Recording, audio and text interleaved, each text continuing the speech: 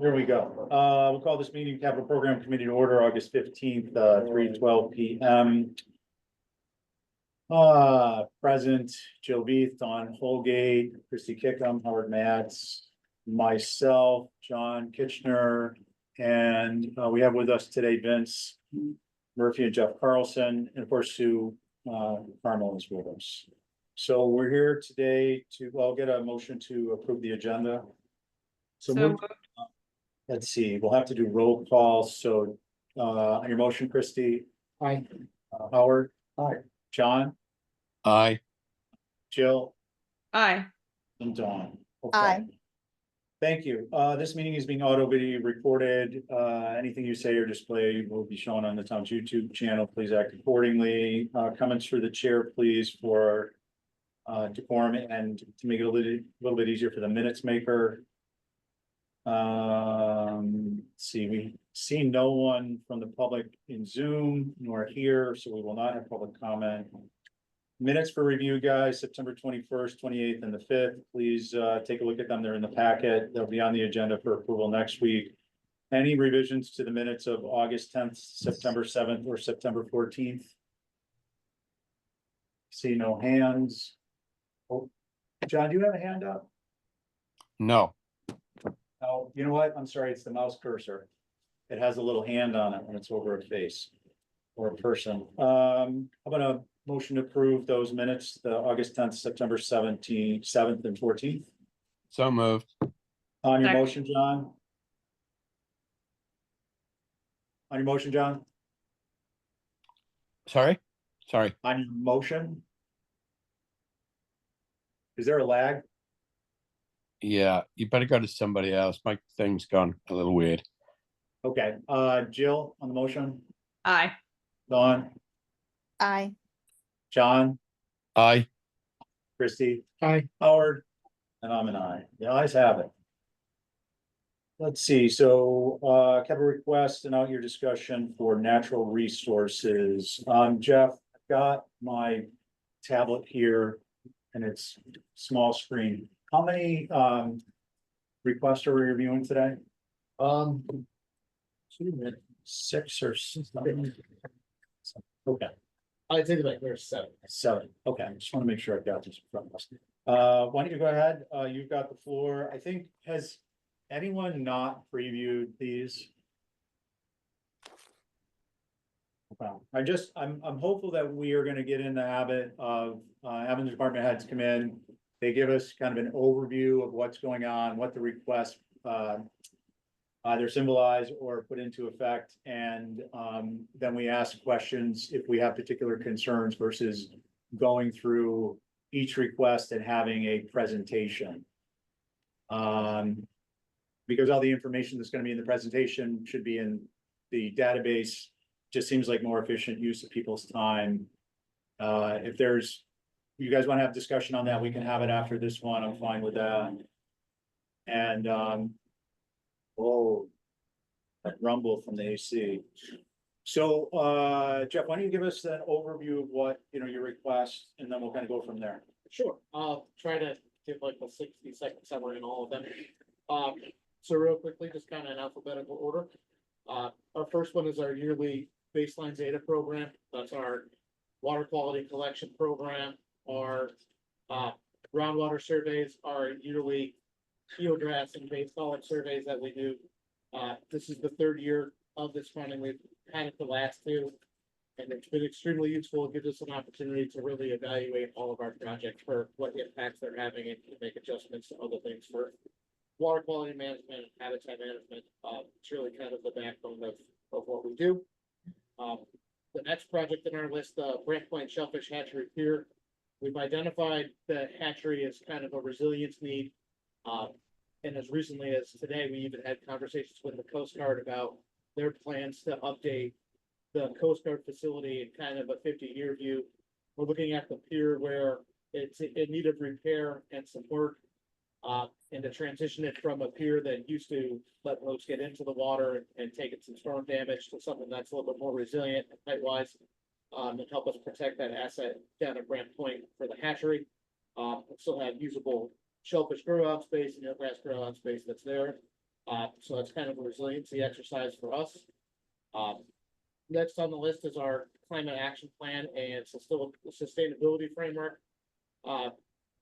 This is one that we've been talking about for a couple of years to really start looking at how the island is trying to achieve both state and federal carbon goals, how we're making just the island in effect more sustainable, more energy friendly,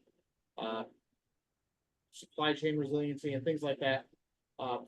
One of the reasons why we're bringing it forward again this year is the state itself has adapted its own kind of climate action plan, and I think there's some concerns that the goals listed within that state plan are not feasible for Nantucket because we don't have the same impacts and resources that a lot of the rest of the Commonwealth does, and that hopefully with our own plan and goals, we'll be meeting that state framework as best we can, and not have to deal with the state telling us what we have to do.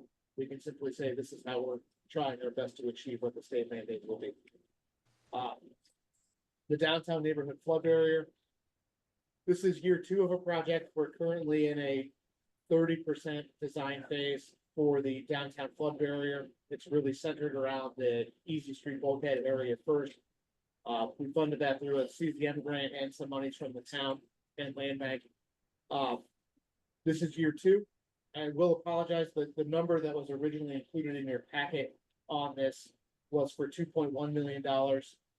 In review of that project, we came to realize that we had not included OPM services in that. It's a construction project that's over $1.5 million in projected cost. So even for the design phase, it requires that OPM. So that actual cost now that we're requesting is for $2,415,000 to allow for that 15% OPM kind of estimation that's there for that project. But again, that project is trying to integrate that area between private land bank, the town, steamship authority to provide better flood protection for that section of roadway that's often flooded in larger storms and is kind of a critical transportation pathway. And it's a project that's been supported by the state. We're working through right now. The next project down, dredge plan implementation. We funded through capital a couple years ago a project that we call the sediment transport and 10-year dredge plan. That project is coming to a conclusion soon. We've completed all the field work and modeling for sediment transport purposes. And we are about to have our first public input session to help create kind of a prioritization of dredging needs areas for things like navigation, and mooring areas and public use areas. And then we'll begin the permitting on the 10-year dredge permit. We're anticipating by the time those permits are in hand, we'll be right around the start of FY26 funding cycle. And instead of having a lag, we requested a certain amount of money based upon projected dredge amounts and dredge costs to start maybe doing some of the smaller dredging projects that are identified first. I'm not saying this will be first, but just as an example, something like the Easy Street Basin that may be in need of dredging, some of the areas in and around the town here in Morganfield that may need dredging, as well as some of the areas up harbor that are having navigation restrictions may be covered by that. But instead of having a lag, and I think we can provide more details closer to once permits are in hand and those are set, we can certainly provide further updates on where that money will go to first. Next project down on our list is the Sac-Japon-Livick shoreline. Again, this is kind of a long-standing project that's moving phases. We're currently in the design phase to replace the Jersey barrier wall that's in the corner of Sac-Japon and Pulpus Road, where in 2018 that section of Pulpus Road washed out. The structure that's currently there is not a permissible structure. Needs to be removed and replaced. It also partially crosses onto private property. This project is about to complete its design phase and go into permitting. And again, we're estimating by the time that permitting is complete, this funding cycle will be available. the initial concept is obviously to provide some sort of sheet pile for immediate roadway protection, to put a kind of a living shoreline structure in front of that to soften the environmental impacts. Then one of the other big pieces that will be funded through a grant that's already in hand is to create a offshore oyster reef. And our projections that Woods Hole Group did for us show that that oyster reef located where it's being proposed offshore just a little bit will reduce about 90% of the wave energy and high water conditions in that pond. To soften that impact into that corner even more, hopefully making that more resilient.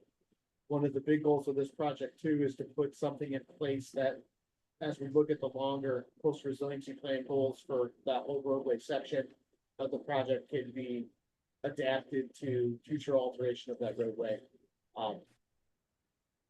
It just made sense to do. That project in the greater isn't really slated up till about a decade from now in 2035, but we want to be ready for that when it comes, but still also protect the roadway in between there. Again, this is the first year for construction funding, but we've completed now essentially like 2 years of design and working with Mass Audubon.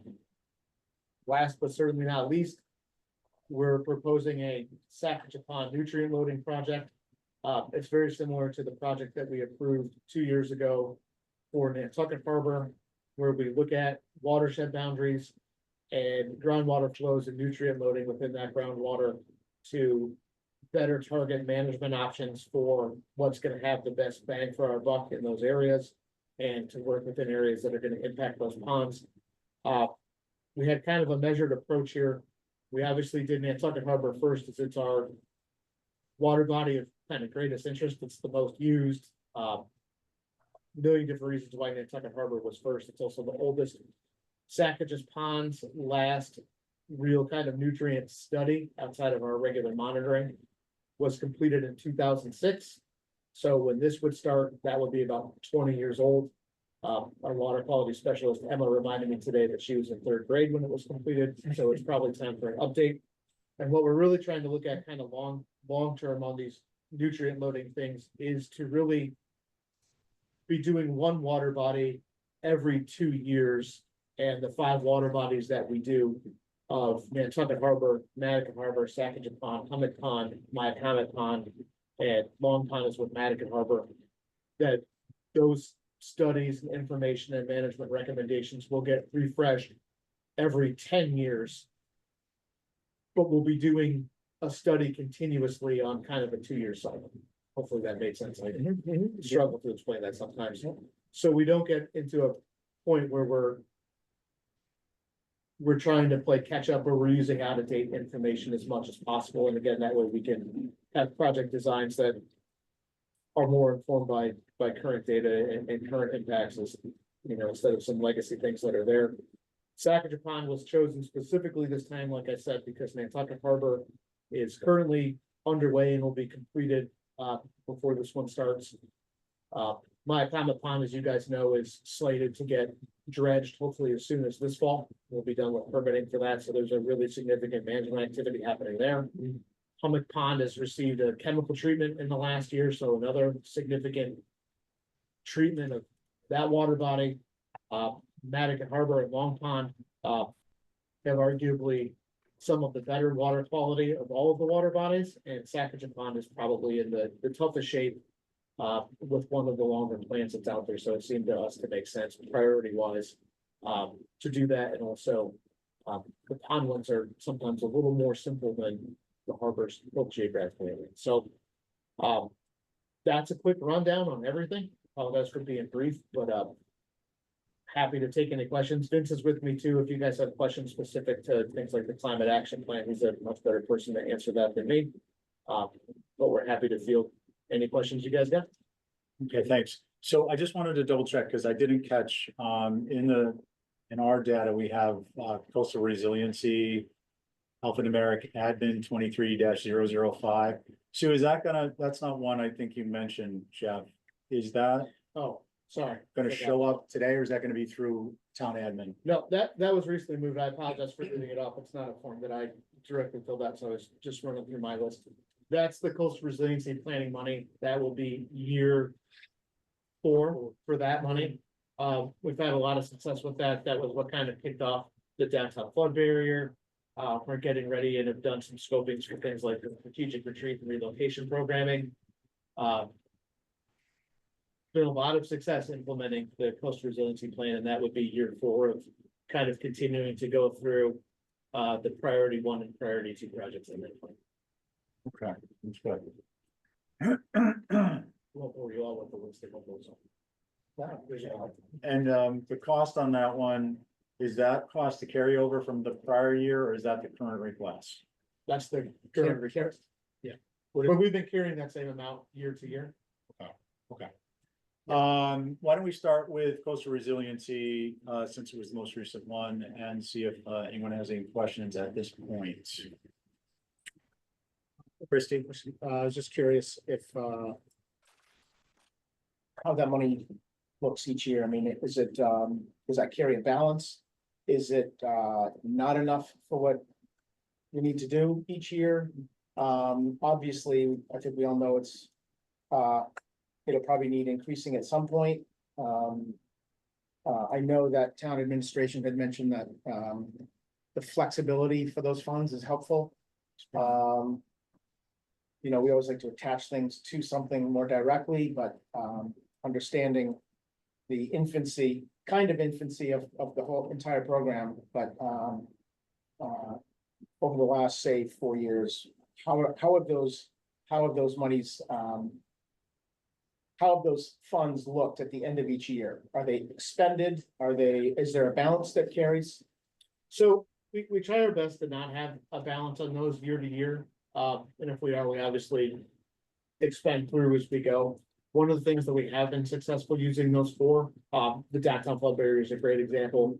We were able to, with the flexibility of that funding being kind of broad, leverage that as part of the match for the downtown flood barrier grant from CDN, where we were looking at a $500,000 project where instead of the town paying all $500,000, we were able to put up $100,000 to $150,000 from that fund and gain the rest as state grants. Yeah, so it's been super helpful that way. A lot of the other projects have gone through, have been on the town. There's been a lot of collaborative projects with places like the land bank where those funds have been used. Washington Street is one for sure.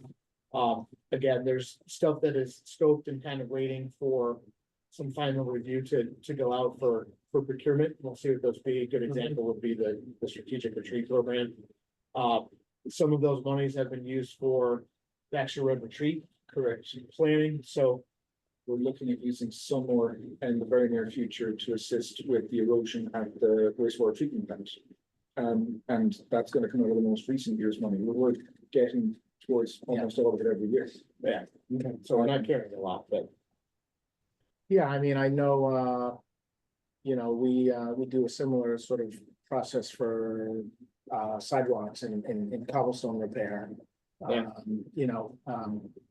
But this is something that on those accounts, I like to see things work get done, but on this, I'm not opposed to a balance because I just know what's down the pipeline, in planning, so. yeah, and some of it too is to go in. We're also cognizant of and for better or for worse. Sometimes we're dependent upon some projects finishing before the next one start, just for, human bandwidth for it, Yeah. We are our coastal resiliency coordinator. Great project manager, does a lot of things, but there's also a finite amount of time where something needs to end before something new comes back in. Yeah, fair. For time wise, and that sometimes can cause a slowdown, or we try to break it up and around or be reactive to that. So sometimes that's what causes the delay in all of the funds being used up, but it's really been helpful because the needs of that are always dynamic, right? And sometimes it's unfortunately reactionary to, a good example would have been if these funds existed when Fulpus Road fell in the first time, having funds ready for coast resiliency planning, we would probably not be in the situation where we're in now, where we're fixing something that was done in an emergency. Yeah. So I think we're getting there. I think what I would like to see over time, and we try to do it this year, and that's why we put some of these in as separate projects, is really starting to move some of the funds for resiliency to specific projects and track that separately project to project, and that's like the Living Shoreline project and things like that. But then having some of that money for planning for that flexibility still, so those, I feel like what we'll start to see is like a expansion and contraction of that over time, depending upon what Yeah, I get it. projects are happening. Yeah. That's fair. You got it? Any other? Yeah, on that one, yeah. Okay. Anyone else? Mr. Chair, yeah, it's John.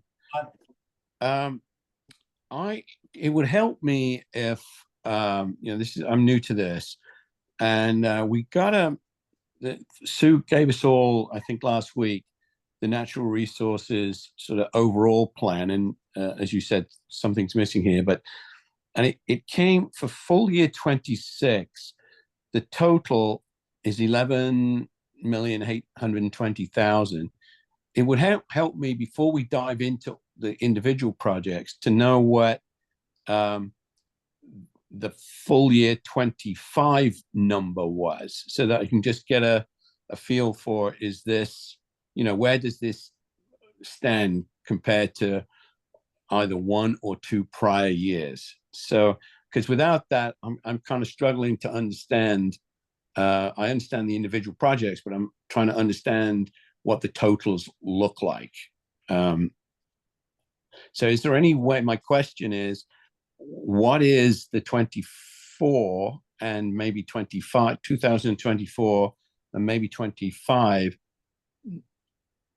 equivalent numbers to the 11,820,000 that I'm looking at on Sue's summary that she sent us?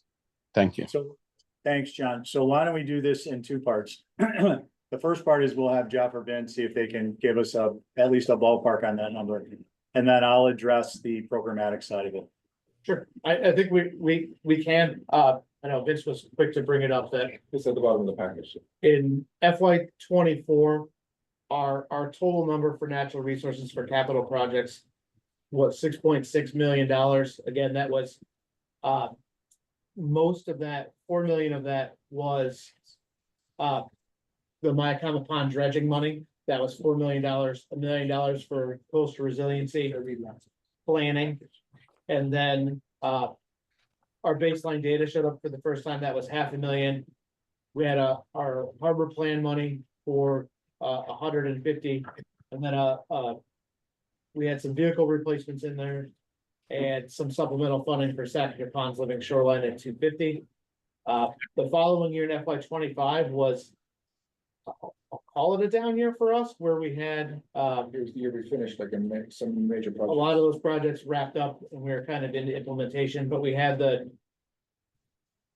coastal resiliency money again. That was $1.25 million. Our 500 for baseline data, and then 125 for we had originally proposed and it ended up not getting funded to do some. No, it did get funded for environmental justice work, where we've frankly been getting crushed by the state. So that's there. This year is our biggest But Jeff, before we Yes, carry on, sir. so what was the total then for 25? What was the- 25 Yeah. was $1.875 million. Mr. Chair, could I speak? Yeah. John, if you It's- look to all the committee members, it actually was in your agenda packet as the, probably the last sheet in the packet. There is all of the projects from fiscal 22 looking out to fiscal 31. So you can see the projects and the totals for natural resources for those fiscal years. Yeah, thanks, Sue. But I'm just trying to, if someone could just, if you know what the total is for 25 Yes, compared to the 11,820 for 26. so the total for FY 25 was on there. It's 1,875,000. And for FY 26, it's a revised total. I think Jeff spoke to it. He had to increase earlier this week after the packet came out. He put an increase into the downtown neighborhood flood. Yeah, thank you, Sue, but the note, but I'm looking for the total, for natural resources. If you, Correct. One the, million the, hundred and. no, that's coastal resilience. The 11 on the sheet, the Okay, 11,820,000, sort of think of it as the departmental total. What was it for 25? I think Jeff said it was 6 point something for 24. that is correct. And FY 25 was a total for the department of 1,875,000. Wow. I would happily, if you would like me to screen share what I'm referring to. No, okay. So it's It gone should from be on less the than screen two. now, it's not. She's right. I thought I put it up on the screen. You guys don't see it? No, Oh, okay. So, yeah, hold on, I'll do a screen share. Well, go ahead. I think there's some confusion too, because for instance, the total and the request.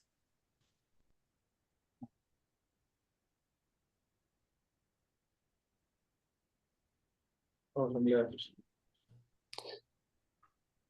So I in can't the- imagine it went from less than 2 million to 11.8, but let's have a look. I think, John, I'm gonna actually address that. So, Okay. let me just pull it up. The coastal resilience, request this year is $1 million, as you see in the spreadsheet. Yeah. The total cost, and I think we need to address this in the database, is 11.8, I think. Let me pull that up. Sorry, I'm not used to this particular screen and.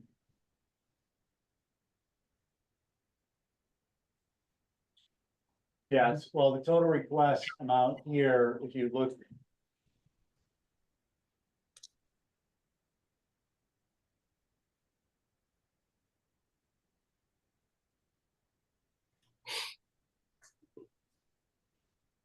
So if you were to just pop into coastal resiliency and in the database reviewing it.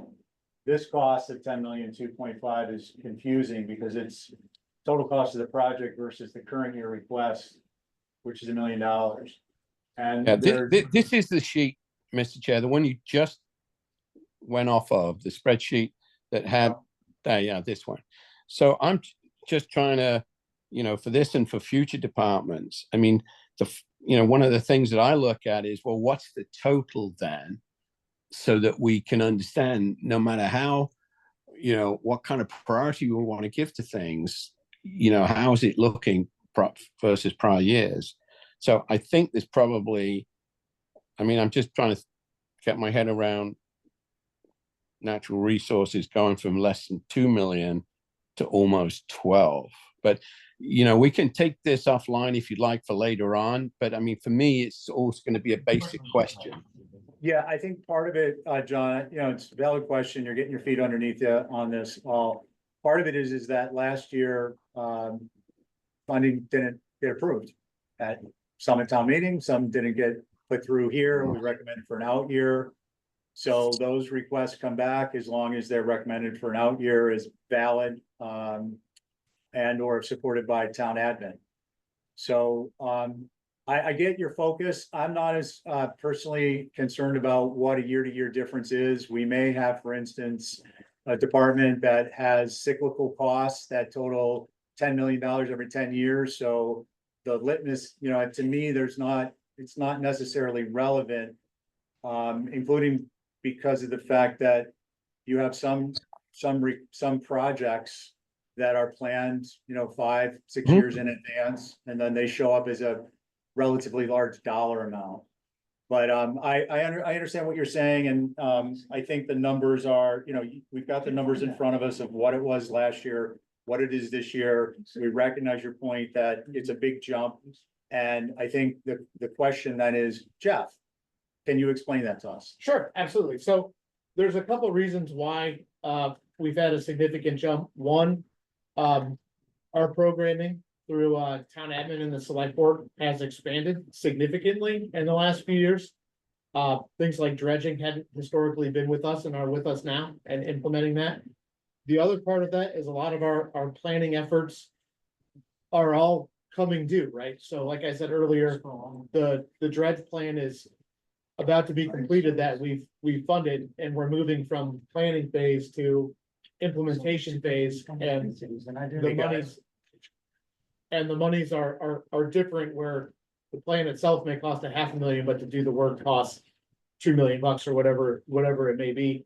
Our also big jump this year is really related to the Sackatcher Pond project, for the living shoreline there, moving out of design and into construction. Yeah. Again, we're, $500,000 on to design and permitting. And unfortunately, now that it's designed and permitted, we're gonna have to build it. That's an estimate that we had our project design team put together with some contingencies. There's been a lot of unpredictability in materials costs lately, so we're probably, pushing the envelope a bit on contingency planning, but I think we'll all agree it would Yeah. prefer not to miss well. So Yeah, thank you, Jeff. That's enough for me, Mr. Chair, for now. I don't want to bog this down. I'd probably like to have an offline discussion with you sometime, on a more general, because it isn't just about Jeff's area. We need to understand not every, if we're going to increase by this number somewhere, we're probably going to have to reduce somewhere else. And that's what I'd like to kind of take a look at. But let me not slow this down. Thanks, Jeff. I understand it. Thank you. Sure, thanks, John. And just for rest assured, the wrap-up process will be looking at all the costs, not just one department, and weighing, pros and cons and what our budget is, what our funding resources are. At this point, we're specifically looking at request by request, so we can value them with the Rory as soon as that's up and running.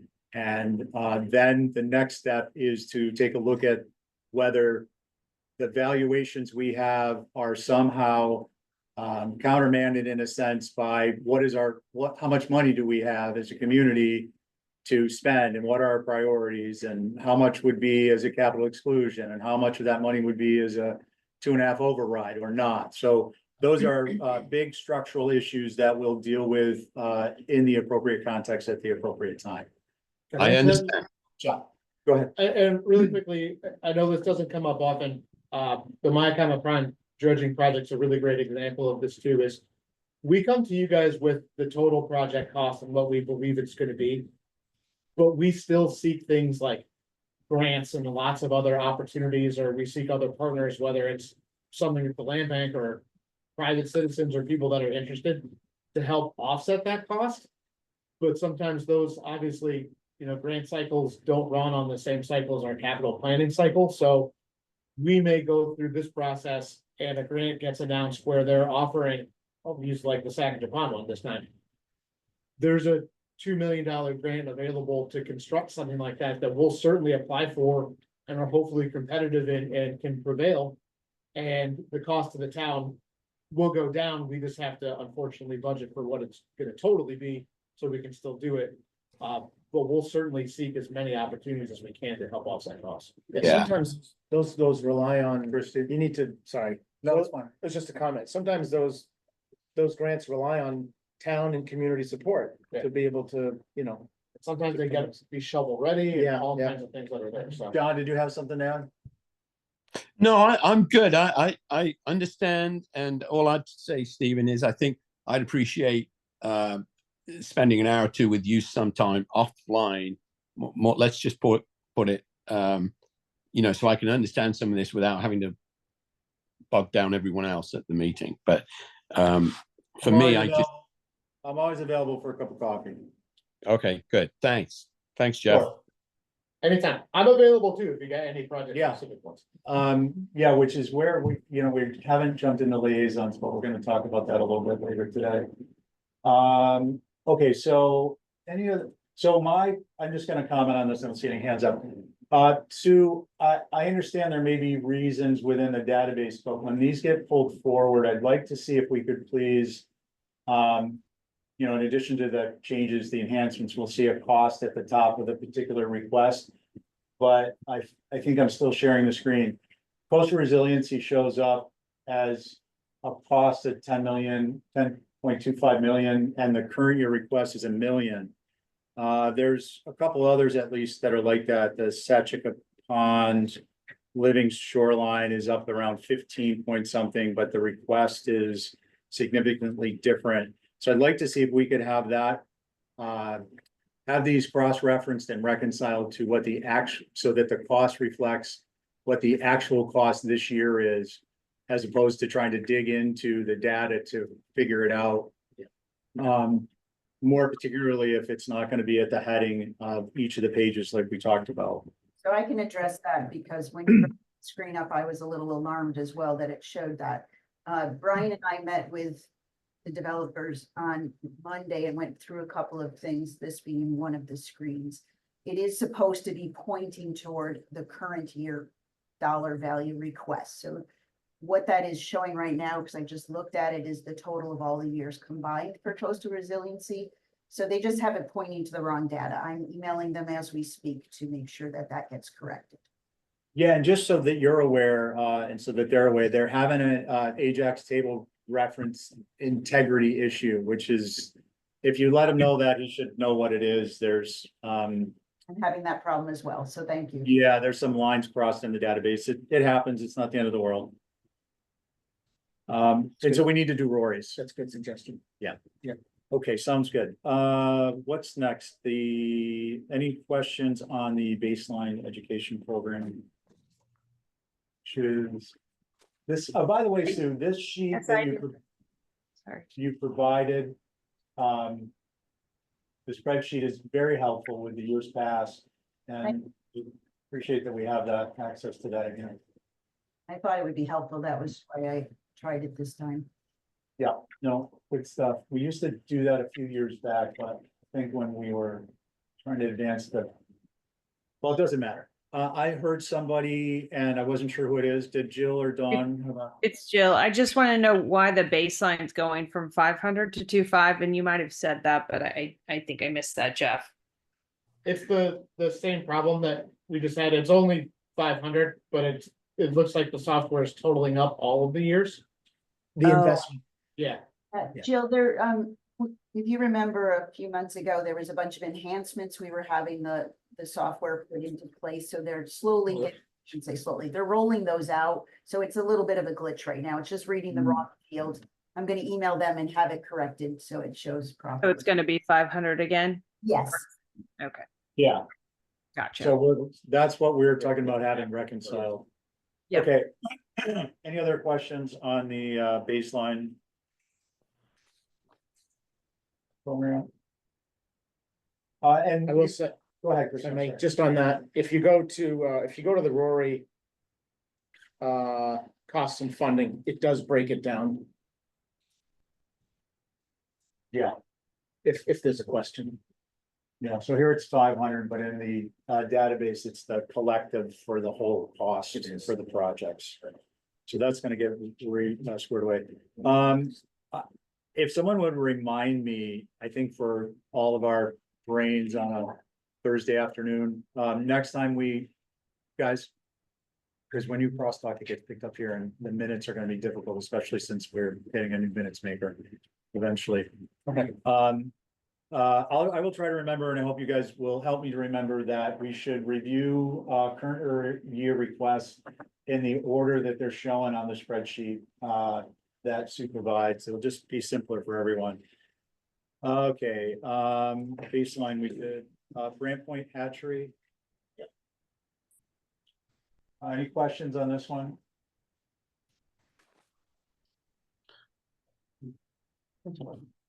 No?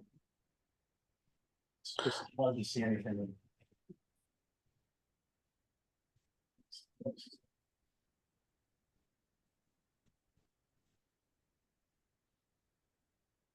All right,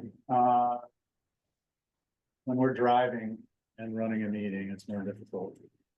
The downtown neighborhood flood plan. Anything? I mean, the downtown flood barrier. Yeah. Sorry. Yeah, questions on that? Yeah, Mr. Chair, and I'm trying to learn how to navigate different documents, as we're speaking. But do we have Jeff, any kind of preliminary estimated build cost for this? Because this is not, you have to forgive me, this is consulting. This isn't the build at all, right? But do you have any idea what the build cost is likely to be? A ballpark? For the whole downtown neighborhood flood barrier? Are you Yeah. asking for the Yeah, they're looking for an overall. So, yes, I do remember this from the coastal resilience plan. So you have to remember there was 40 different recommendations in the coastal resilience plan. And the downtown neighborhood barrier was broken into two parts, phase one and then the whole thing. So the phase one essentially had a 2030 time frame on it, and the remainder had a 2050 type time frame on it. That means that there's certain sections like Easy Street that must be completed in that kind of time frame. The overall for both phases, if I remember rightly, and it goes all the way from Consu Springs in the south, all the way through the downtown area, works through Children's Beach and comes out on Easton Street on the northern end towards the Brand Point area, and I think ends at Hulbert Avenue by Charles Street. So it's a very substantial area. The massive tag on that is $170 million. That's working from memory from the Coastal Resilience Plan. Yeah. It is a large area, but that is also not an immediate build that is spread over decades. Yeah. And part of the idea is that we do just exactly like what Jeff said. We use money from the Coastal Resilience Fund as seed money to get some studies and grants. We've already been successful in getting a grant to undertake the Easy Street project. And then you work that forward to get, say, a federal grant to do the construction phase for, say, Easy Street. Separately, we've also partnered with the Land Bank for the Washington Street one, and that's a 50-50 split with them for the design up to 30%. So that seed money has gone quite far and progressed far beyond its actual value. And we've made great inroads into this overall cost and this design over time to reduce flood risk through the entire downtown area. But to also kind of continue with that, phase one, post-design, the estimated cost from a year or so ago for phase one was estimated to be a minimum of $13 million for construction. And Jeff, what years does phase one cover? Is that like 3 years or 5 years or? Yeah, we're hoping to have phase one complete by 2030. So in 6 years, that'll be. Yeah. And I know the project that's in front of you guys today is to go from 30% design to 100% design and permits in hand. And hopefully with that, we'll have a little bit more of a solid cost estimate. I mean, right now, we're still kind of hemming and hawing and getting input on potential concepts for what that's going to look like. We just had a kind of a large public feedback session a week ago at the Whaling Museum to help with that and to do those things. So until we have the final concept of knowing what's going to happen, that cost will be a little bit uncertain. And I think that's why we're saying that the cheapest of those concepts is 13, but it may fluctuate slightly around that too. But I think we also have people like the Land Bank and Steamship Authority who have kind of indicated their interest in participating too. So We're targeting federal grants. yeah, I don't think that's going to be a 100% burden. John, is that it? Yep, that's good. Thank you very much, Jeff. Okay, great. Anyone else on that one? So, Howard? so you have a number here, which is your total anticipated request, but it may be offset by grants and other departments participating. Correct. So we don't know really what might really need. I will always say, we always need the full amount of the request because none of those other things are guaranteed. And if the project wants to move forward, we need to at least plan and prepare about the full amount. So if I were to hypothetically rate this really low, I might not have taken that approach if I knew that a significant portion of it was going to be offset by other sources, so I would wanna know that, cause that would influence my rating. So actually, I'm gonna address that. One of the notes I have here is will request supplemental data from Jeff. This isn't always typical of all departments, but certainly with natural resources, it is more. Sewer is another one. Probably stormwater management will be similar. And what we'll be looking for is a request by request, potential grants breakdown, who the source is, whether they require, match, just information you would deem relevant. It may be a very short list, but if it's broken down on a spreadsheet by request by request, it'd be very helpful for us when we sit down to, one, evaluate how we want to move forward overall.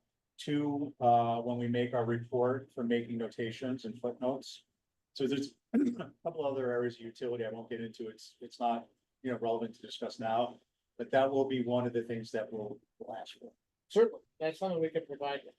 I think I'll caveat that really quickly with, especially in coastal resiliency, the grant environment around us has been growing very quickly, because it's kind of an emerging, it's weird to say emerging field, but it's been an emerging funding thing, and I think for all of us that have followed the news, I mean, we've seen in the last really 3 years, federal government's put a few $1 billion towards grant programs. The state has been in the tens of millions of dollars for funding. And even 5 years ago, those funding options didn't exist. So a lot of new ones show up. So our list will definitely do our best to get what we know has been around, but there may be other ones that come up. And Jeff, I'll make it a little easier for you. I want to qualify my request with identify.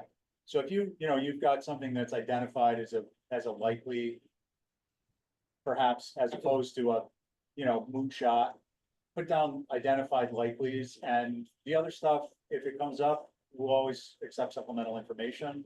But we don't need you chasing down potential grants that may never come to fruition. We chase down grants. Well, no, you've got to keep doing that. Yes.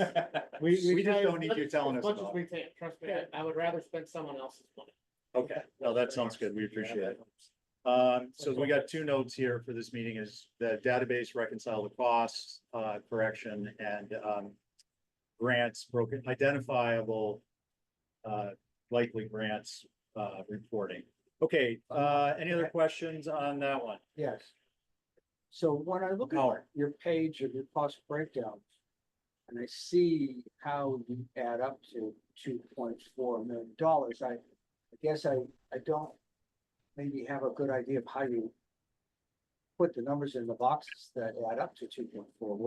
What's the genesis of those numbers? Because I was looking at the contract, and one of the contracts that was in there was like a $500,000.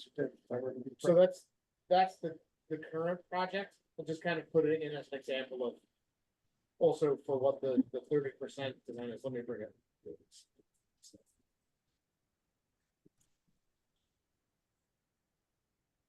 Yeah, so anything that supports the request amount is very helpful to us. So some of these costings too were developed through the coastal resiliency plan itself. And we can, why don't, instead of me trying to do it on the fly, I'll just send that in with the I didn't grant mean list. to denigrate that by asking the question that I asked before. What I really mean to say is, can you tell us how you got to these numbers by giving us a real breakdown of them? Like it's a guesstimate, or I have a contract for it, or we thought about this and this is how we got to this number by doing our own budget. Sure, so the way we get into a lot of these through the coastal resiliency plan is one of the main goals of the implementation thing at the end was that our consultant Arcadis at the time put together estimated costs for all of the projects, especially the high priority projects. And we adjust those amounts kind of as time passes for things like inflation and things.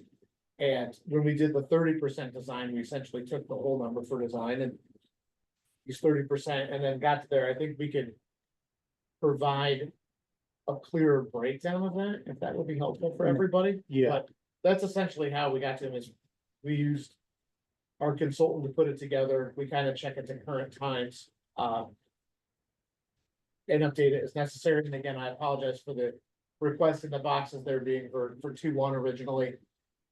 We were made aware that we needed a OPM for the design fence. And we hadn't considered, so that's where the extra run up from the initial submission came from. Thanks, Jeff. Yeah, it would be helpful just on any of these projects and, Sue, I know you had to cut out maybe around 4, so if you're still here, if we don't have them from other department heads, it'd be beneficial to have here on our cost and funding sheet, it gives the department head an opportunity to explain the source of a quote or an estimate, whether it's a quote itself, it's a bid, historic reference, comparable valuation, informal, so on and so forth. But it'd be helpful for our process to just have a line item breakdown of the request amount. And it doesn't, certainly does not need to be to the hundreds or even maybe even thousands of dollars, but round it off. And if you can put on that sheet, a line item, if they're not self-explanatory, give a little comment, column, add a comment. And that will help us to grasp more readily, number one. Number two, it'll give us an opportunity if we have questions or in our own experience, something seems a little off, we want to weigh in and probably become better informed because you guys are doing this in your area of expertise regularly. That'll be beneficial to us also. So we are not, I just want to be clear, we're not looking for a detailed line item budget. We're looking for something that gives us a maybe 500-foot view of the main aspects and costs. Does Howard that hit it? Yeah, and I have an example, if I may, for Yeah, instance, please. you may be able to justify that number because you had something from a previous year that you experienced that is the basis for this number, and maybe it was just escalated from that. Sure. And that's a perfectly reasonable answer to that question. We're happy to provide that breakdown. Okay, great. Could Sue? you scroll down on the screen a little bit? It's broken down there, so I guess I'm asking for clarification, what else that you're looking to see? Well, so this is more to me like a 1,500-foot view. Yes. We're looking for a little information that will educate us.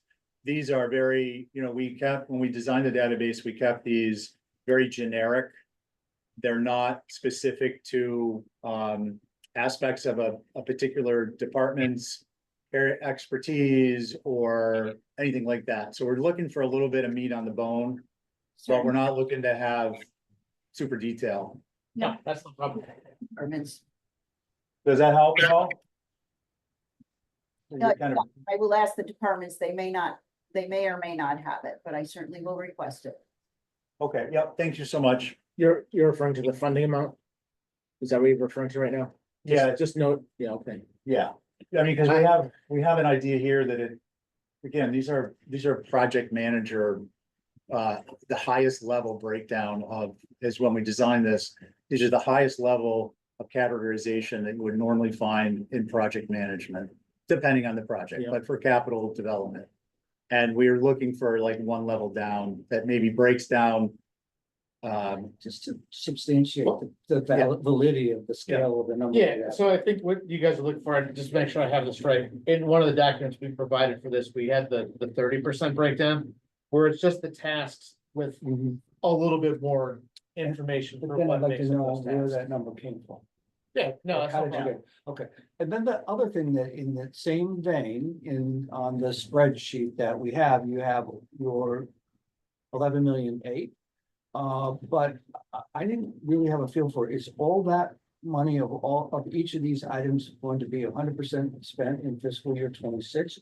Or is that to fund the requirements for a project? Because I saw something was like 3 or 4 years. And so I don't have a sense of, do you need this money in fiscal 26? Or is it really better budgeted over the next 3 years when you're doing the work? So Just to be which, clear. just a moment, just for clarification, Howard, which request are you on? Still downtown? Well, I was looking at all of them in general. Okay, I well, saw that The one of only reason them. I asked is you mentioned a number 1.8, I thought, and I didn't see it. So Oh, no, I said 11.8. Oh, 11.8. Okay, yeah. Sorry. So what I was saying was, that I think someone, in one of your notes, you said it was a 3-year project to complete the work. So That's that's an the, example. that's Can't remember which one it was. So that example specifically, we were talking about. We were talking about the Sac Pond nutrient study. Right. Yeah, those turned into. We contracted all at once as a total project. To do the field work analysis and produce the final report. Takes greater than 12 months, usually takes about 18. But you needed to let the contract. Correct. But are there some portions that are just administrative costs or project related costs that are to support that contract? I hope I'm understanding this correct. I think those administrative costs. We're probably. You know, if there are departmental costs, we're probably absorbing those in just our the regular budgeting. But I think if it's. Most of our projects, we end up. Contracting for totality. At project initiation here. And then And then- sometimes it gets And then spent, that total request is yeah, right. But if you're not contracting it in totality, or there are other components that aren't under that contract that don't need to be funded, then we should be maybe thinking about putting them where they belong in the years that they belong. yes, I would say in those cases, like I think one example that we did that. When we were doing the harbor plan update, and that's a project that's coming to an end. We broke that funding up over 3 years as opposed to a single year. If you kind of look back at, of course, it's gonna fall off the thing, the spreadsheet at the end of your packet. Mhm. You can see there's a harbor plan HMP implementation year 2. So we did that.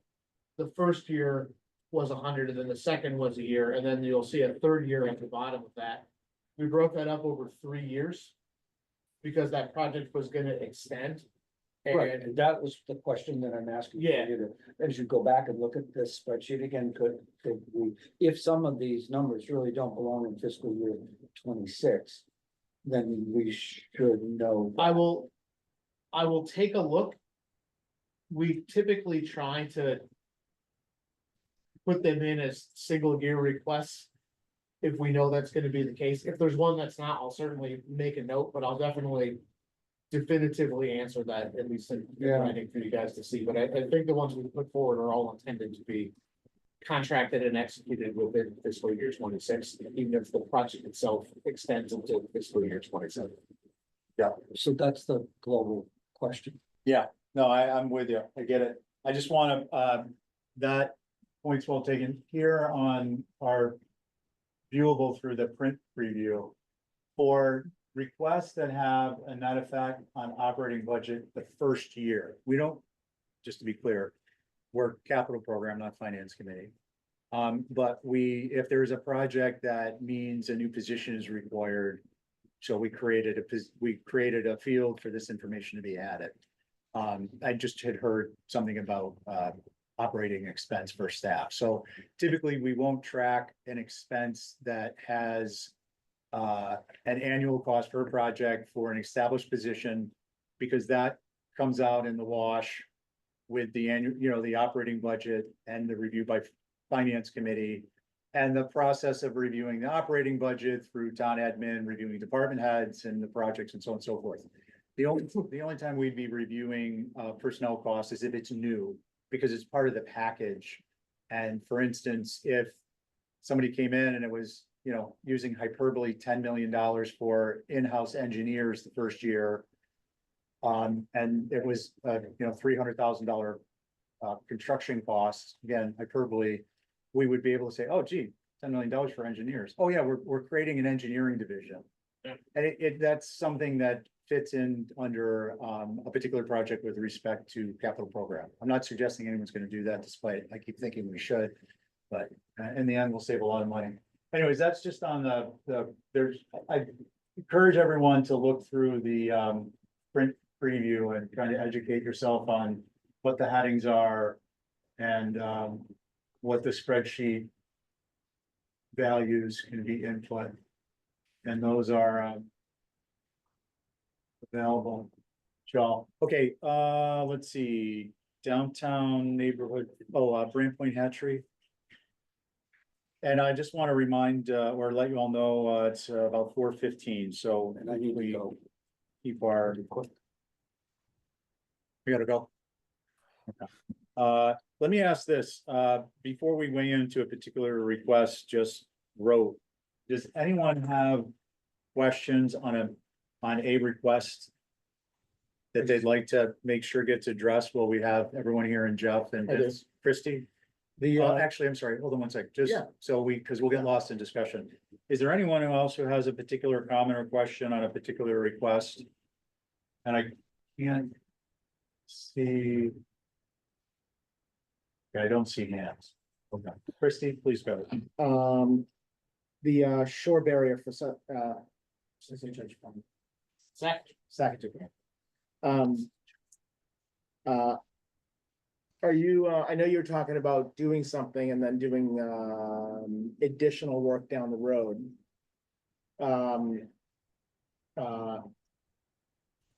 Why wouldn't we maybe just do the right thing first and just maybe spend the money? I'm a huge fan of these, Paulus Road, like I wanna see these big projects move, cause I know what the funding's gonna look like in 20 years. Yeah. And I worry about that, and it's, I'm trying to save 20 million, that's what it seems like, and I think that, why wouldn't we try to present the project and say, this is, this is gonna be year, we're gonna wish the funding was 11 million each year, which, so. It's like the alternative building Yeah, at the. yeah, Fire. yeah, so, See you, John. and then I had a question about, so there's that, but then I also, the wetland behind that roadway on the other side of the pond, I'm guessing is, very significant, works together a little bit, and so I wanna be mindful that we are, giving, and I'm sure you are, but, I wouldn't mind just hearing how you're weighing that in in what you're presenting. And I'm hoping that, I'd love to see I'd love to find a way to do the thing that is gonna last us the next 50 years. You would be both. so the short answer to that is, we talked about that a lot. One of the issues we're dealing with Sackatoon Pond is we're cleaning up an issue that we're under essentially enforcement from the state from a non-permitted structure that's there. So it's a little bit of a cleanup from a unintended mess that's there, and also a trespass on private property that's not there. Yeah. The larger project, it's a little more complicated. There's some culverts that run beneath Fulbus Road that connect that wetland to Sackatoon Pond. That are woefully. They weren't designed, right? They were culverts that at some point someone found an extra pipe in the yard somewhere, stuck it under the road, and there we are, and no engineering or anything that's there. The larger project, I think the concern timeframe wise is we are probably, talking about things like causeways and box culverts. True. And constructability where we're not sure, and then the question of what's gonna happen as the shoreline changes at Sackatoon Pond also creates a little bit of an unknown where we're not sure what's gonna happen with, is Sackatoon gonna open to the ocean and face a different wave environment? Is Sackatoon True, gonna have the yeah. dune move? That, I don't think we felt comfortable needing to address something that is kind of being pushed from outside entities to be cleaned up wise to tackle that larger project as it stands right now. Yeah. And to invest the energy in projects that are frankly, I think in our opinion, more important, like the downtown flood barrier, where it's more impactful to more people. Yeah, that's. The project that we're kind of looking at, also kind of doing a scale of economy with for the larger project at Sackatoon Pond is also doing, it's a similar project at the Life Saving Museum, at Folgers Marsh, is maybe trying to do those around the same time to try to help keep costs down for doing two similar projects. Same scenario. Where was it? Very Wet- same, where you- Wetland behind it. recreate these, well, they're both roadway sections in those stretches dip into the current flood zone. And really, the only way to abate that impermanence is to get those out of the flood zone and allow for water to freely kind of pass in storm conditions underneath it or around, or find some way that it's not over the road and causing washouts of the road. I love underneath it. So that's our preferred way, but also, construction and timing on those is tricky. And again, we would rather be waiting the 10 years and tackling that when it's kind of a priority time wise, when there aren't pressing projects downtown.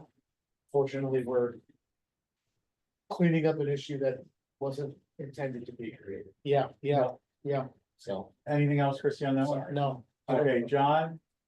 Thank you, Mr. Chair. Jeff, you should take a few minutes and educate me a little bit on the dredge plan, because we've kind of got 2 million in a year going forward. How do we identify, what areas are going to need to be dredged and when? And is there anything around climate change and coastal resilience and stuff that is going to accelerate the need for more dredging versus what we're used to, over the last 5-10 years? So Jeff, can you hold 1 sec? I was kind of hoping to go topic by topic, but I just want to make a point before we shift off the Saskatchewan living shoreline. If you would be so kind as to kind of review the prioritizations, because I'm hearing there's a little bit of a difference between what I'm seeing and that may have changed over time. So you just review the sheet on prioritization Yes, for FY 26, basically $5 million request. It sounds like there's maybe a shift in priorities. I don't want to put words in your mouth, just review it if you get an opportunity to, please, and then we can review it.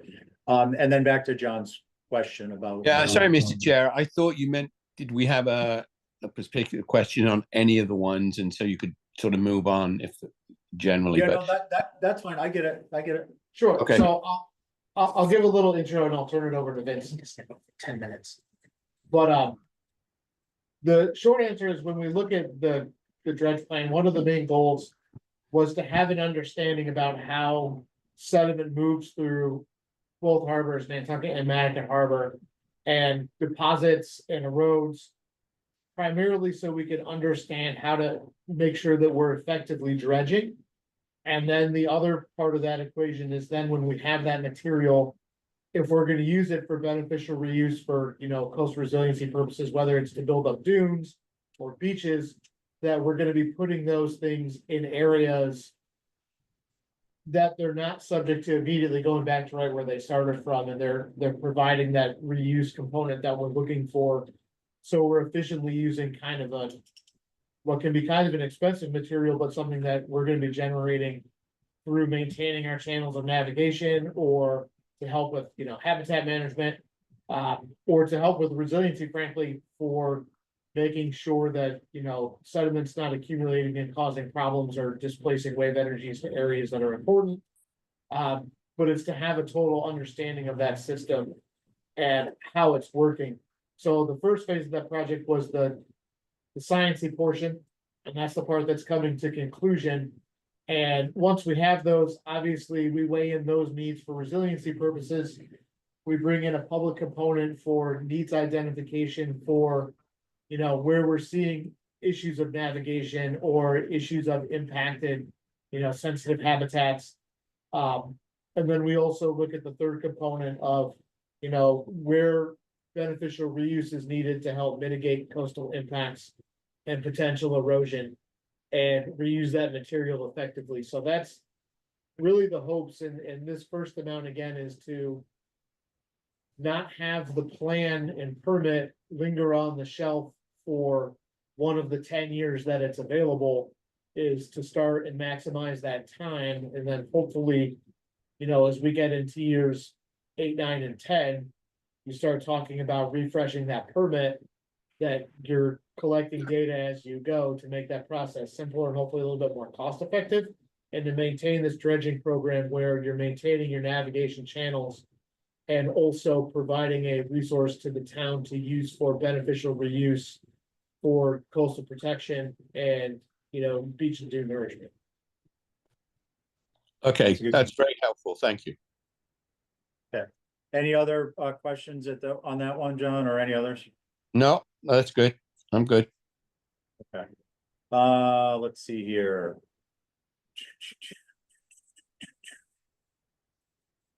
I guess one to look.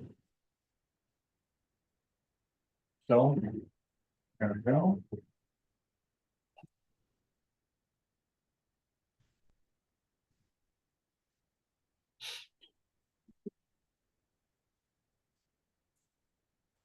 Bear with me here.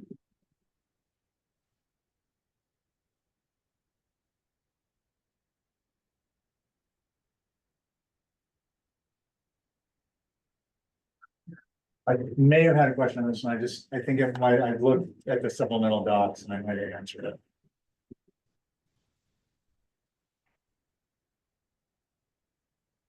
Yeah. The environmental, forgive me, justice Yes, sir. aspect, is this a particular request where that would come into play in terms of potential grants or other? So environmental justice, that's the one that it's funded in this FY 25.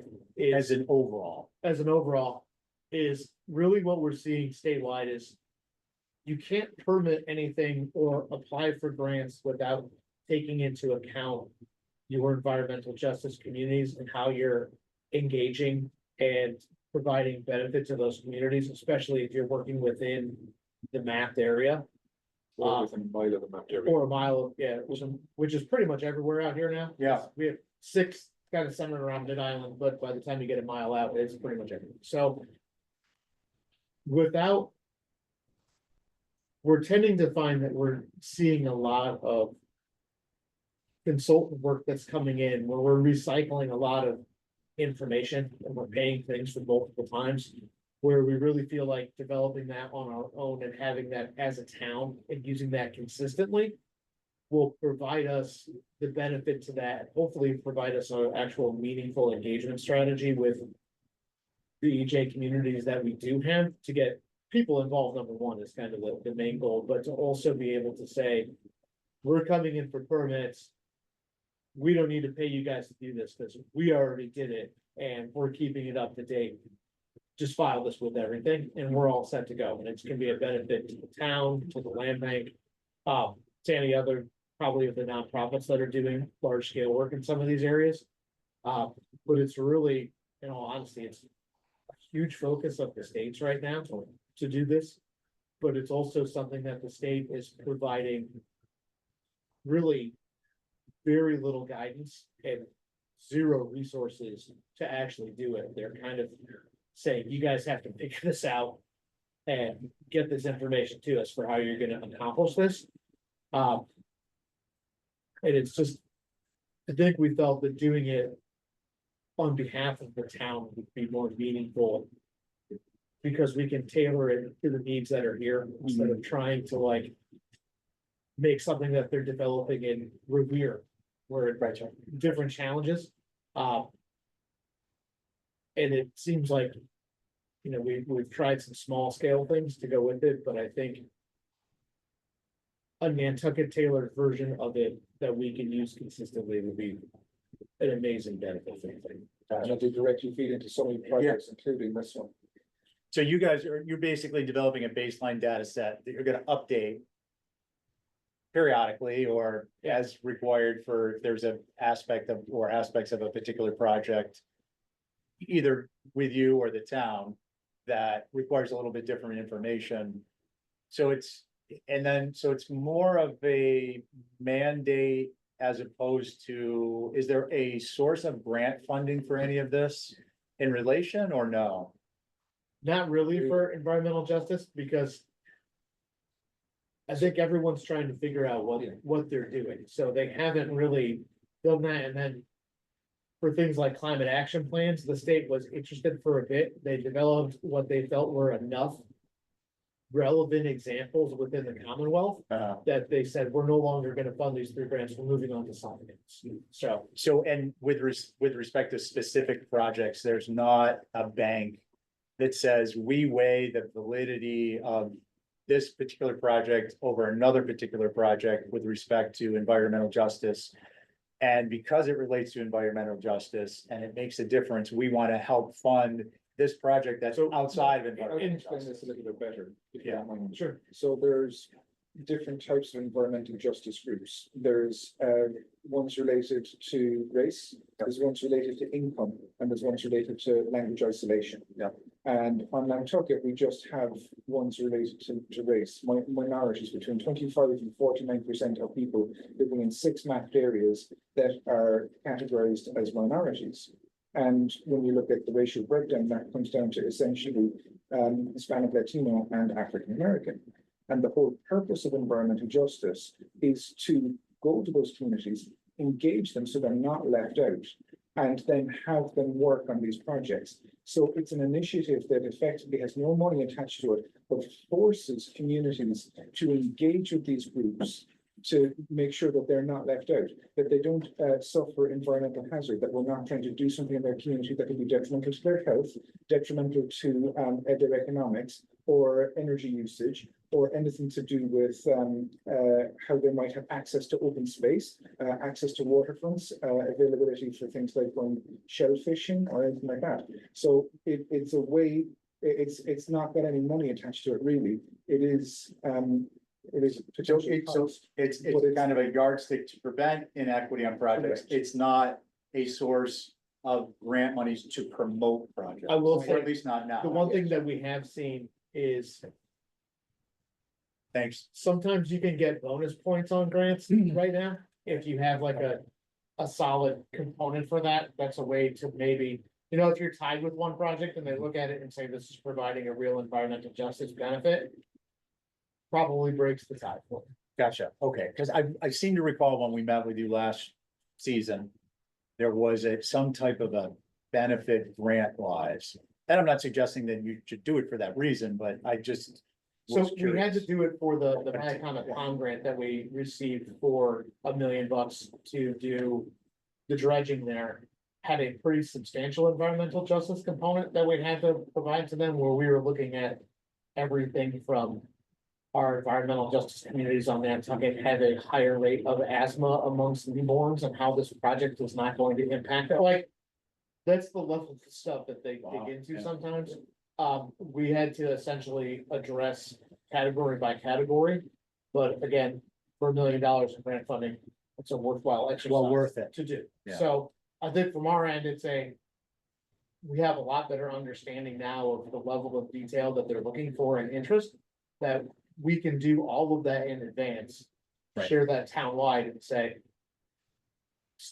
cut and paste it in, right? Right. Here's the pack. It's for- a data set. Yeah, for Nantucket environmental justice. Go forth and we'll keep it up to date, and hopefully. That helps us down the road with all these, and you can't even do basic permitting anymore for projects of any kind of scale.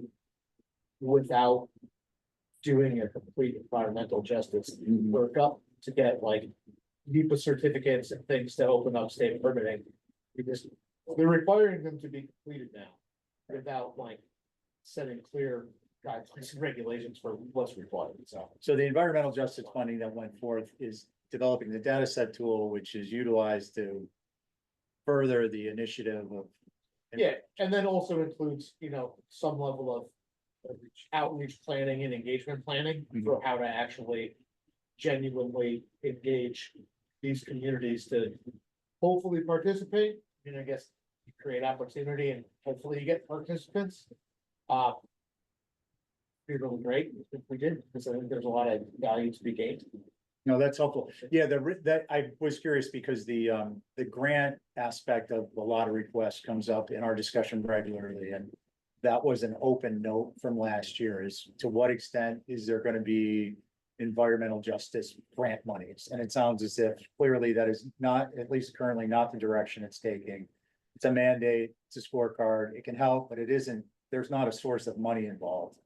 Okay. If it's a great enough project, you can overcome probably a lack of environmental justice work up in a grant application, but your project better be an elite project. Right. And if you're, Gotcha. You're talking climate action plan? Yeah, well, yeah, that kind of led into whether the because remember we were talking about the environmental justice. Yeah, Program, and there was a grant aspect, but the grant aspect is more. It gives you points that can help put you over in a tie, not, there's actual Mm. money somewhere. Yeah. Like the Correct. Clean Water Act where you can get funding for clean water initiatives. I think it's- don't get me wrong, I am fully convinced in the next 12-24 months. It's gonna be like a required category Yeah, in all state, like grant applications and things that you have to do it, and if you don't complete that section, you'll be ineligible for the grant. really. Because they are. I don't think I've ever seen them so like hot to trot after a specific state program that they've Right. put out. They are It's alignment, right? pushing hard. Yeah. Yeah.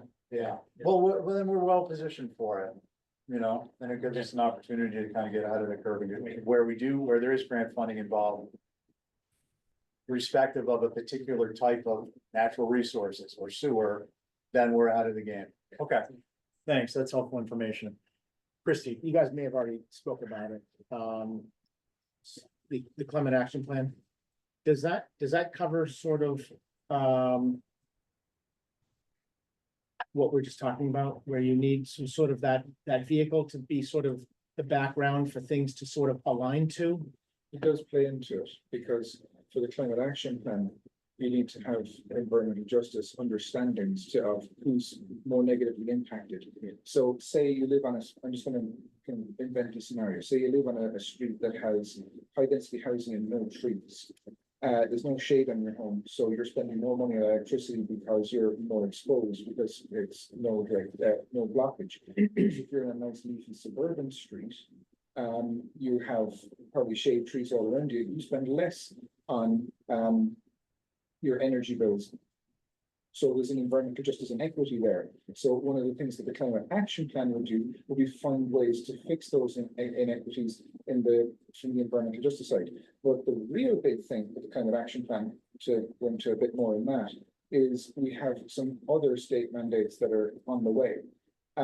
So the state has Clean Energy and Climate Plan 2050 and 2030, and they're also coming towards the end of developing Massachusetts Clean Energy and Climate Plan for 2050. That is going to mandate what every municipality has to do in order to effectively, I'm going to use the scary word, decarbonize. So the way around this is, if you're a community that has your own climate action and type plan, then you don't need to meet the state standards. If you're a community that doesn't have that, you must meet the state standards. The clear and obvious problem for Nantucket is that we're a community that ships a lot of things here, even our energy. So it's not what's produced locally, it's what goes into making the community run. So all the gasoline that we have to bring here, all of the energy that comes through the two cables would all be accounted for, as well as all the energy that's created by solar panels on roofs all around the island. So we have to understand what energy need is for the island, and then work on a plan to decarbonize over time. So that is what we need to do. Otherwise, we're going to be in a state in a way where the state will force a plan on us, and we'll say, "Oh, crikey, we're in a position whereby, as an island, we couldn't hope to meet this." We also need to understand how this works within overall sustainability for Nantucket. How are we going to have other things to fill the gap? Say if we can't produce a certain item, how are we going to find a way to get it here, or get it here in a more sustainable way? Anything from food production, which we're starting to ramp up. The state has a big want to create more local food production, and that can even include things that we're already doing and winning on far ahead of other communities, like our shellfish hatchery. That produces a huge amount of shellfish that go into the system that can then be harvested naturally in the harbours, either by bush rakers or in the commercial fishing season. So there's a number of different ways of approaching this, but it does come down to a lot of key issues around carbon, I'm afraid to say, and how we can make ourselves more understandable. We have to develop a reduction plan. And we then don't have to go with, say, 2050, we could pick 2060 or 2070. It gives us the ability to have longer time frames so that we don't have to go with the state's plan. The state may want us to try for 2050, or we could have aspirational goals for 2050, but our decarbonization date can shift. And is this funding for the full completion of the plan, or is this staged, or? The assessment and the plan, to develop the plan, implementation would be another phase. It really And would. is, aside from the implementation, what's I'm just curious, but it kind of weighs into my calculus of what the $500,000 is worth. Not on the merits of the plan itself, but on the merits of how it gets approved. Mhm. Does this get approved through town meeting? Does it have to go, if so, does it then go to the state for some type of a Department of Energy Resources approval, or the governor's office, or what's that look like? These things typically get approved by a select board, so we don't need to take it to town meeting to have the whole plan approved. All we would do is typically have it presented to select board, probably through the development phases, and then as a final report, and then select board voted up or down. Okay, and then the real basis for my question is we want to have local control in my mind. So we can determine, are there? Let's use net zero as an example. The state really wants it to be 2030, which is causing a lot of pain. And let's say they officially say 2050 and we say as a community 2060. Are they going to accept a plan that's been documented and worked through with priorities and all these things weighed out on a comparative basis and approved by our select board? Or are they going to give us pushback on that? So these typically also have to get filed with the state energy office as well. Right. So once it's filed with them, then they will look. Do they have like a 90-day period or something? No, they don't. Once we have it completed by the select board, So I'm sorry to interrupt, but select board approval is the final step, other than filed five. with the state. Okay. So it is completely local control. There's not someone who's saying yay or nay after Right, the fact. right now, yes. Right now. So I think that's one of the reasons why we've put it forward again. I think it's so important because Yeah. that is the case right now, and if 3 years from now, it may not be. If I may be so bold as to suggest at town meeting, focus on the local control aspect, and that may change, and select board is the final authority. Christie, And then, so what's the longevity of the plan? You finish the plan, you have all your data. When do you envision, like, this doesn't sound like annual funding. Right, so I might be wrong, but when do you envision needing to finance an update to that plan? So there might be annual funding to it. Just Might so you be, know. okay. So there'll be plan development, you can have recommendations, and then there'll be an implementation phase, probably over the space of, I would imagine, 10 years. Or probably be a 10-year aspect for the immediate reduction, and then the 2050 net zero targets and a roadmap to get to that. So then we'll have to follow the implementation plan. It might be everything from the great ideas that we're already pursuing, like having electric vehicles and taking away a lot of carbon right there. As an island, because we ship so many things here, I think electric boats are a little further away. I know the steamship is working on this concept, but then that will change the metrics of how we calculate the carbon usage and the carbon miles and the carbon footprint on every product that's brought here. Everything from, your groceries to your medicines have a carbon footprint, and so they don't necessarily have to use the production phase, but the post-production phase to shipping to distribution to getting into your house, that's all accounted for. Even the vehicle that's you use to get it from the grocery store there to your house is all accounted for. And that's the hard part, is assessing how much carbon we use as an island, just in transporting things, let alone heating homes. Homes are intense carbon usage as well. So we need to understand all of that kind of stuff so that we can come up with a plan for bringing that carbon footprint down. It's easier for vehicles, but we can use that to offset what we then don't need to maybe do with homes just yet, because that's a much slower process. Homes have longer time frames. They're typically 30 to 50 year structures at the very least, whereas a car is kind of a 10 to 12 year unit. I think to answer your question shortly, I think with any of our plans, right, whether it's coastal resiliency, hazard mitigation, climate action plan, is we do, kind of yearly internal updates and reviews. And I think we are really focused on slating up kind of a 10-year hard review. To be like, maybe that's where you're bringing, a consultant or a previous consultant back in to, redo assessments and look at things. We really find that you can go too short and you're not, you're paying to get the same information you already have. That 10 is a pretty reasonable number, because you can have programs in place and see change. Obviously, part of that cycle is always is the cycle too long or the cycle too short? And, I think that's why we've been trying to push towards that kind of 10-year cycle. So I would this would be kind of the same. We also used our documents as living documents that we can get additional memos to update them. Person, I can't recall, but does Lauren have an energy plan? Is there an energy plan, or does this cover energy Right. as well as climate? So Energy would be included. yes, so Lauren has worked on development of this and in phases over time. And to get it completed, she found that please don't take it the wrong way, we need a little bit more funding. So this would be the result where we are now, but this is the progress to move forward to get to what we actually do need. Okay, is she involved in this climate action plan at all? Like, would she need to be involved? Yes. Could you bill it as a, because there's people out there that, the whole climate issue doesn't really work for them. Could you sell it as energy climate and not just climate, so that it's sort of might reverberate with more people?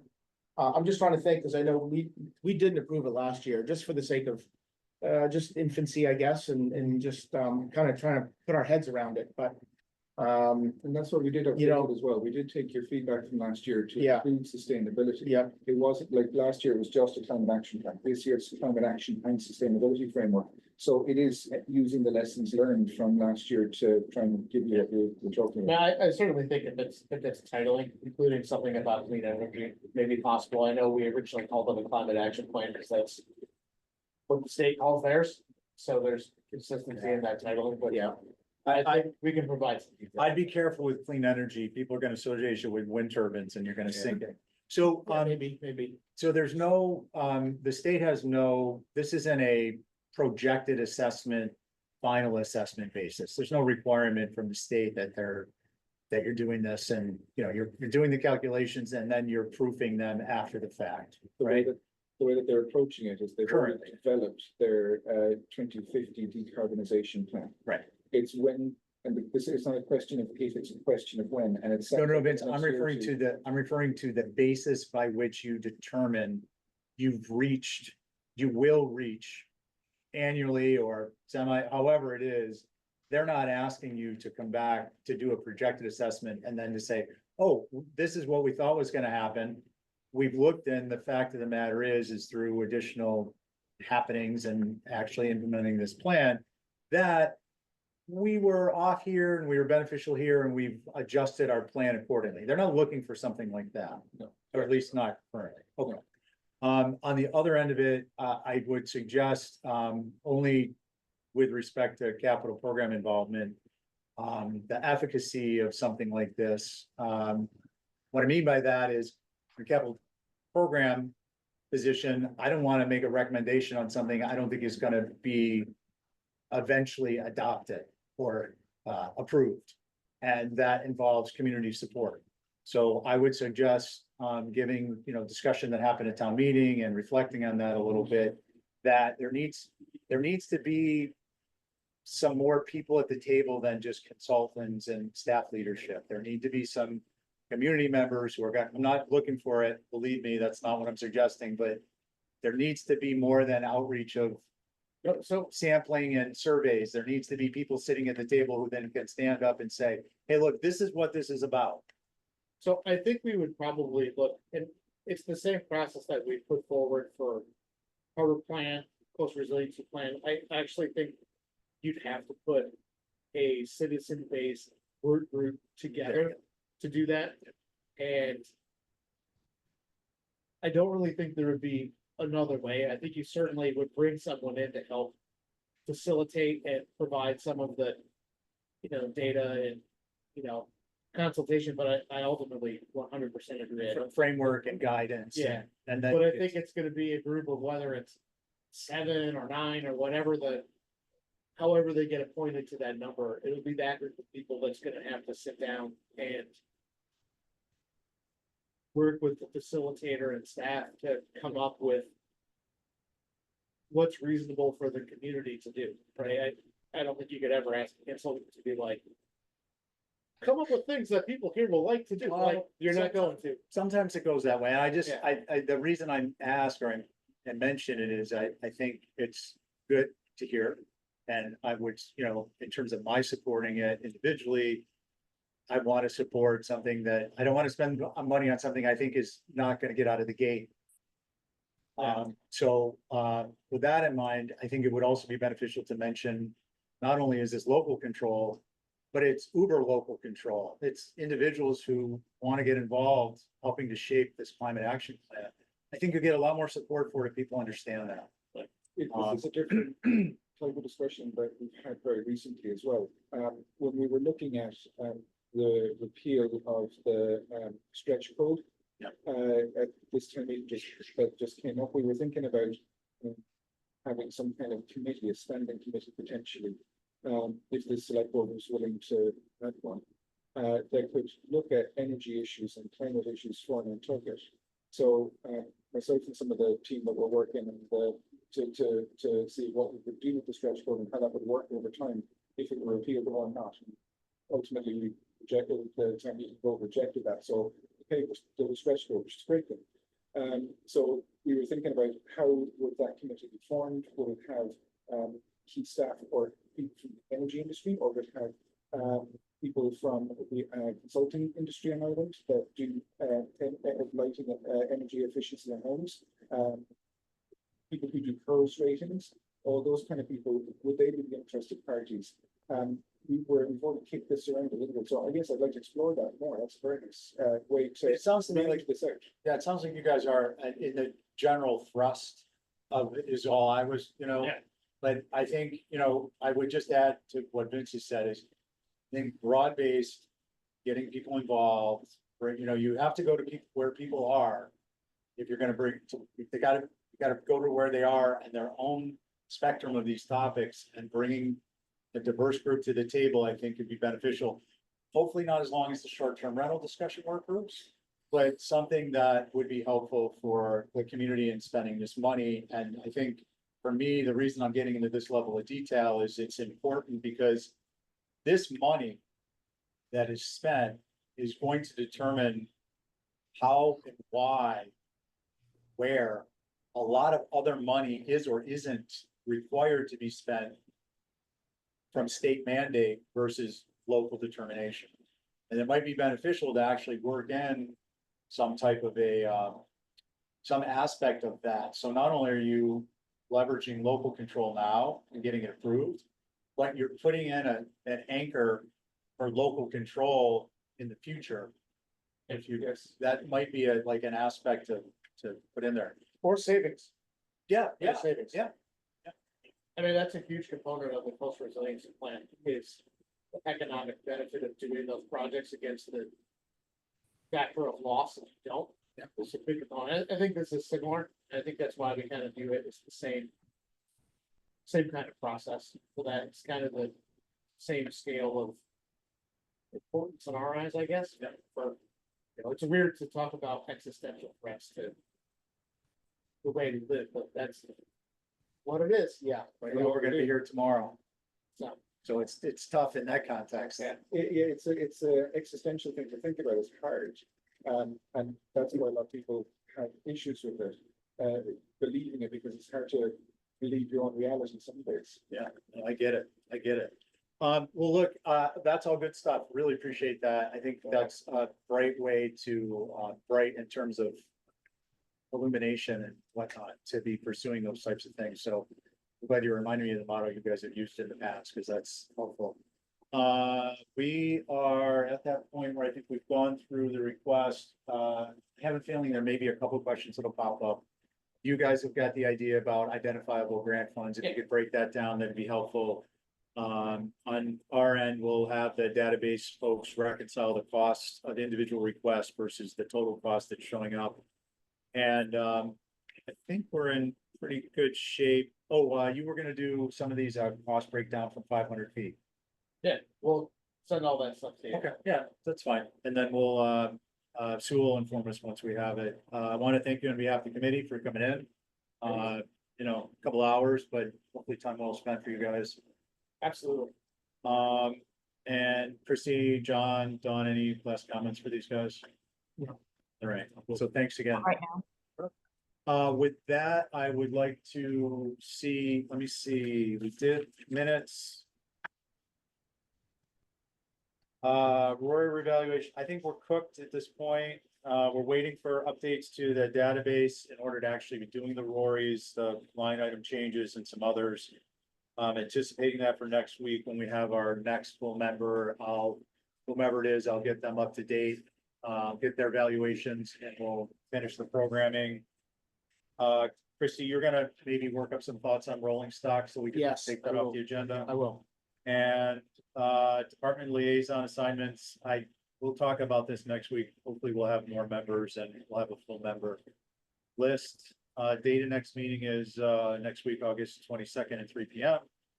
All said, how about a motion to adjourn? So move. On your motion. Hi, Chris, Dawn. Aye. Thank you, John, Aye. and I'm an aye. All right, again, thanks everyone. See you next week. Yeah, thank you guys. Thanks, you guys. No problem. We're gonna take our long commute back to the office. Yeah, you guys have got the best deal going on that. Yeah. I'm sorry, Stephen, did you need that pen? Steven. Oh, yeah, sorry. I don't need more of those. All the guys. All right, let's see, where do we end the report? Hi, Vince. Yeah. Very good.